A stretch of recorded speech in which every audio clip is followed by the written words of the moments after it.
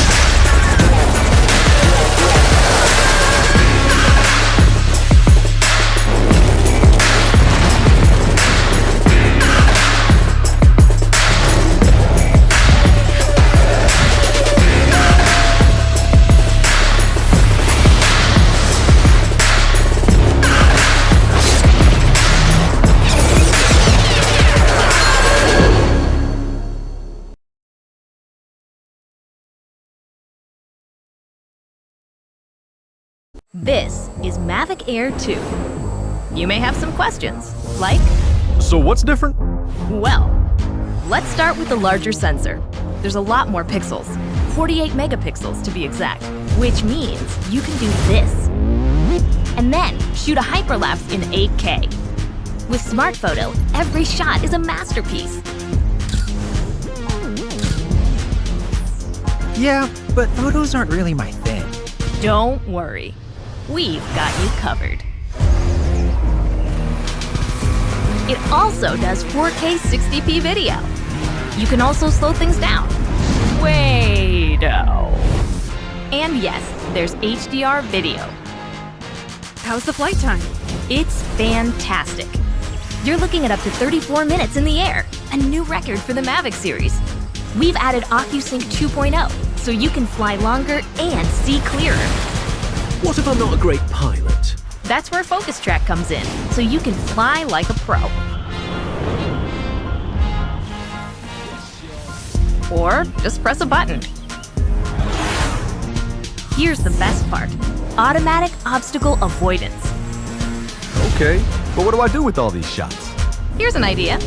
Use the DJI Fly app to edit and share your moments with just a tap. So, what's different? A whole lot.